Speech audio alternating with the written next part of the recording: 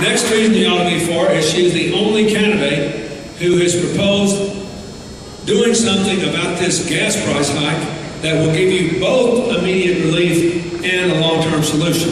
And let me just talk about that for a minute. If any politician comes here and promises you that he or she can lower the price of oil over the long run, you ought to vote against them because they can't do it. Because there's a limited amount of oil in the ground, and more people can afford to buy it all around the world. That's what's driving this price of oil. On the other hand, that's cold comfort to you if you can't pay your bills every week. And we've got people in this country now who literally can't get to and from work and buy groceries and pay their medical bills. Lots of it. There's going to be more.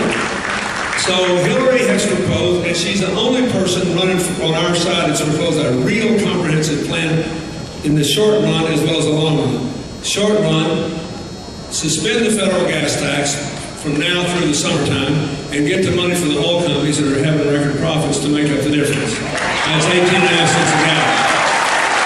Secondly, 2, release some oil from America's Strategic Petroleum Reserve. We're at 100% capacity virtually. We don't need that much in the event of some big national emergency. We can release enough oil to send it direct to the refineries to lower the price for 5 or 6 months. We ought to do that. The third thing she believes is the Federal Trade Commission should conduct an investigation to see whether the oil companies have used $120 a barrel oil to charge even more than they're legally allowed to for gasoline. And those 3 things would benefit you in the short run. But look, over the long run, we got to get around with less oil. We got to drive not just cars, but trucks and farm equipment and everything else. We got to get around with less oil. And that's another reason that you should support this idea of a strategic energy fund. Because in order to get around with less oil, we have to find economical ways to get higher mileage vehicles. Hillary wants to sell green bonds in America and let us help to finance direct investments in the American automobile industry so they can more quickly accelerate and produce higher mileage cars. Look, they got the technology now, but it costs a huge amount of money. There's a guy with the UAW cap there, he can probably tell you this. It costs a huge amount of money to modernize these plants. And in the past, the car companies have been reluctant to do it because the price will go up and down and up and down and up and down. Everybody knows now it's going up. So we should help them to do this so we can keep the jobs in America and provide more affordable cars. The other thing we should do is to accelerate research in the really high mileage cars. You know, I grew up in the car business and I love all this energy stuff and I like motors and things. So Hillary called me a couple months ago. She said, Bill, you're not going to believe this, but I met a guy who swears he gets 100 miles per gallon in this car he's driving. So he said, you got to call him and tell me if you tell the truth. Because if he is, I want to talk about it. And if he's not, I don't want to be embarrassed. So I called this guy. And he said, yeah, he said, I'm one of 50 people driving a demonstration car. And he said, for 14 months, I've gotten 105 miles per gallon in town. He said, now I only get 70 miles per gallon on the highway. So I said, well, you got anything on it? He said, yeah, I'll send you all the specs. So he sent it to me, I read it, I got it, we talked, and I said, he talked about this. Basically what this car is a hybrid car on steroids. You know how the hybrid cars work. They run a lot of the battery at 25 miles an hour and they flip over to fuel. So you get 40, 45 miles a gallon in town and probably 30-something on the highway. This one gives you 40 more miles every single day of pure battery power, which means you get to 40 miles a gallon on the electricity before you go in. What that means, if you're in the city, you got 100 miles a gallon. Now, I'll come back to why you need a president to get this, but let me just say, you just think what it would mean to your family's budget if your car got 100 miles per gallon.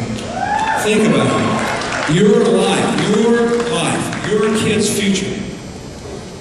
You think how many families that haven't been able to save a dime in the last 5 years might actually be able to put a little money away on all the things that could happen. So, even more important, think what it would mean for your country. You could say to all those nice folks that sell us oil, hey, we've been thinking about it. Go on and charge us $120 a month. On second thought, charge us $200. You charge whatever you want because we're going to keep our $350 billion in America in our families' pockets. and our children's future with the jobs of tomorrow. It would change the future of America and the future of these young people here. Now, so why do you need a president if the technology's there? Because this little battery pack costs $10,000 and you can't afford it. But don't be alarmed, every new electronic product costs more. And every electronic product gets cheaper as you produce more and sell more, right? Think flat screen televisions, iPods, iPhones. It's the same principle. We have to figure out how to accelerate the production of these kind of technologies and then get them out there. If you could get it from 10,000 to 2,000, then a President, Hillary Clinton, and the Congress could give you a $2,000 tax credit, a dollar-for-dollar credit. There would be this vast rush to get these cars to get 100 miles a gallon. It would be huge increased jobs for the automobile manufacturing and the people that make these little packs. They're all made in America, by the way, in Massachusetts these days. Then you create a whole lot of new jobs because everybody would be turning their cars in. We'd have to find a responsible way to recycle all that water. But you just think about it. It would go on and on and on. It would revive the American economy. But you need investment to do that. And you got to collect this kind of money for the new energy economy.